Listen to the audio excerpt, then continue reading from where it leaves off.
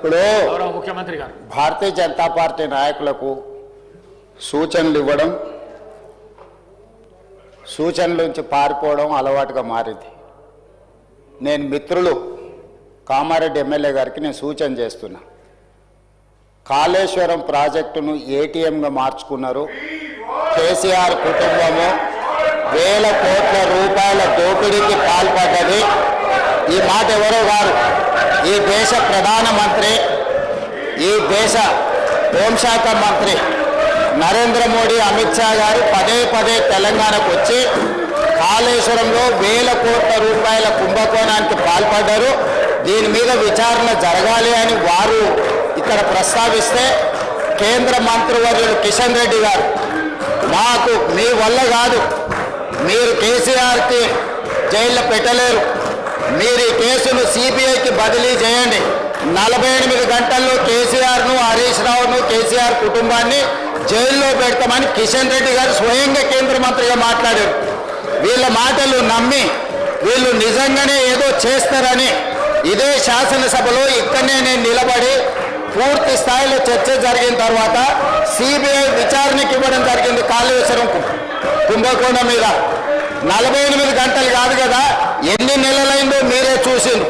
ఇవాళ గండ్ర వెంకటరమణారెడ్డి గారు సూచనలు ఇవ్వడమే మా బాధ్యత, సూచనలు ఇవ్వడమే గొప్ప విషయం అన్నట్టుగా కాకుండా నేను వారికి సూచన చేస్తున్న పాయల శంకర్ గారికి, వెంకటరమణారెడ్డి గారికి, మీరు వెళ్ళి కిషన్ రెడ్డి గారు కేంద్ర మంత్రి ఏదైతే కాళేశ్వరం మీద సిబిఐ విచారణ అన్నాడో, నెలల కొద్దీ సిబిఐ విచారణను మీరు ఢిల్లీలో తొక్కి పట్టుకొని మీరు వాళ్ళు ఒక్కటైపోయి మొన్నటి పార్లమెంట్ ఎన్నికల్లో, మున్సిపల్ ఎన్నికల్లో కలిసి ఎన్నికల్లో పోటీ చేసి ఓట్లు సీట్లు పంచుకున్నారు కదా. మీరు సూచన చేసే ముందు మీ నాయకుడు కిషన్ రెడ్డి గారిని, కేంద్ర మంత్రిని సిబిఐ విచారణకు ఆదేశాలు తీసుకొని వచ్చి కాళేశ్వరం కేసీఆర్ను, హరీష్ను జైల్లో పెట్టిన తర్వాత మీరు వచ్చి సూచన చేస్తే మేము వింటాం. మొదటి విషయం. రెండవ విషయం అధ్యక్ష, నిన్న చర్చ జరిగింది. చర్చ విషయంలో పూర్తి స్థాయిలో అందరికి అవకాశం ఇచ్చినాం. ఆ తర్వాత స్పష్టంగా జూన్ 2, 2014 నుంచి రాఘవ కన్స్ట్రక్షన్స్ మీద ఆరోపణ వరకు సిబిసిఐడి విచారణకు ఆదేశిస్తున్నామని ఇదే సభలో చెప్పినాం. వాళ్లకు రాజకీయం కావాలి. ఈరోజు కుర్తిలో పడ్డ ఎలుకలాగా తయారైంది హరీష్ది, కేటీఆర్ది. ఎందుకంటే వేల కోట్ల రూపాయలు కొల్లగొట్టి మొత్తం ఇసుకను పిండి తాయిలం తీసి ఇవాళ వేల కోట్ల రూపాయలకు అధిపతులుగా మారారు. సిబిసిఐడి విచారణతోటి ఆదేశాలు ఇచ్చినెంబడే కేటీఆర్ హరీష్ను బండబూతులు తిట్టిండు. బయటకు పోయినాక నీ పుణ్యమాన్ని వచ్చి నా మీదకి విచారణ వచ్చింది, ఇప్పుడు నా మీదకు ఊరేటట్టున్నదని అక్కడ సంతోషరావు ఫోన్లు చేసి నీకేమన్నా తల్లుందా, నువ్వు పంచమల్ల బ్లాక్మెయిల్ శ్రీనివాసరెడ్డి చేయనికపోయి వాళ్ళ తమ్ముడు మహేష్ రావు గారు బాలానగర్లో భూమి రాయించుకున్నాడు. కంపెనీ నుంచి 100 ఎకరాల భూమి అక్రమంగా ధరణిని అడ్డం పెట్టి భూ బదలాయింపుకు పాల్పడ్డాడు. దాని మీద కలెక్టర్ రిపోర్టు శ్రీనివాసరెడ్డి అడిగితే శ్రీనివాసరెడ్డి గారికి విజ్ఞప్తి చేసిండు. మా తమ్ముడు స్వయంగా ఉన్నాడు, మా మామ హనుమంతరావు ఉన్నాడు ఇందులో, దాంట్లో సహకరించమని. శ్రీనివాసరెడ్డి గారు అది కుదరదు, ముఖ్యమంత్రి గారు చెప్పిండు, దీని మీద నివేదిక వేస్తున్నామని చెప్తే అప్పటి నుంచి శ్రీనివాసరెడ్డి గారిని టార్గెట్ పెట్టి ఈరోజు శంకర్ని, అదేవిధంగా వెంకటరమణారెడ్డిని అడుగుతున్నా.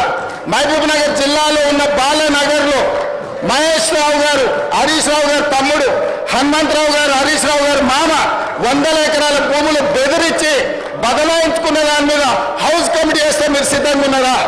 హరీష్ రావు గారిని చెప్పమని ఉంది. ఈరోజు భూ బదలాయింపు మీద వాళ్ళ తమ్ముడు, వాళ్ళ మామ పేరు మీద, సుమన్ రావు వాళ్ళ బామార్ది పేరు మీద బదిలీ చేసుకున్న భూమి గురించి హౌస్ కమిటీ వేయడానికి నేను సిద్ధంగా ఉన్నా.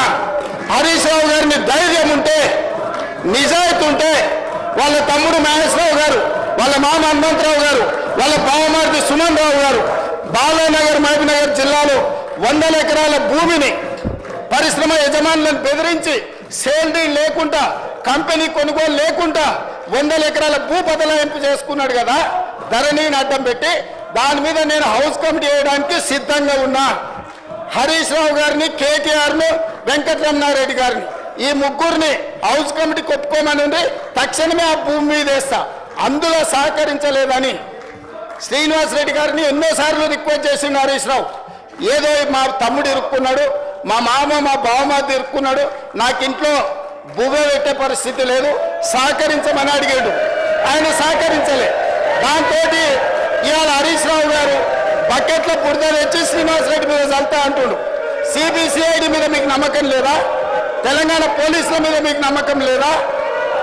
సిబిఐ విచారణకు అడిగిన వెంకటరమణారెడ్డి గారికి కిషన్ రెడ్డి గారిని అడిగే ధైర్యం లేదా? ఇంటున్నాం కదా అని మాకు సలహాలు ఇవ్వద్దు. చెప్పేటోడు వినేటోడు చెవిటోడు అయితే చెప్పేటోడు ఏమైనా చెప్తాడు. అట్లనే ఉంది వీళ్ళ మాటలు. కాబట్టి స్పష్టంగా అధ్యక్ష, తమరు అనుమతి ఇచ్చినా లేదా హరీష్ రావు గారు ఒప్పుకున్నా నేను నిర్దిష్టమైన ఆరోపణ చేస్తున్నా. మహబూబ్ నగర్ జిల్లా బాలానగర్ మండలంలో హరీష్ రావు గారు సిద్దిపేట ఎమ్మెల్యే, వాళ్ళ తమ్ముడు మహేశ్వరరావు, వాళ్ళ మామ హనుమంతరావు గారు, వాళ్ళ బావమరిది సుమన్ రావు గారు ఒక ప్రైవేట్ కంపెనీని బెదిరించి 100 ఎకరాల భూమిని ధరణి నాటం పెట్టుకొని బదలాయించుకున్నారు. దీని మీద హౌస్ కమిటీ వేయడానికి మేము సిద్ధంగా ఉన్నాము. హరీష్ రావు గారు నిజాయితీ పరుడైతే, హరీష్ రావు గారు నిజాయితీ పరుడని మన కేటీఆర్ గారు నమ్మితే, హరీష్ రావు గారు నిజాయితీ పరుడని వెంకటరమణారెడ్డి గారు నమ్మితే ఈ హౌస్ కమిటీకి ఒప్పుకొని సహకరించాల్సిందిగా తమ ద్వారా వారికి విజ్ఞప్తి చేస్తున్నా.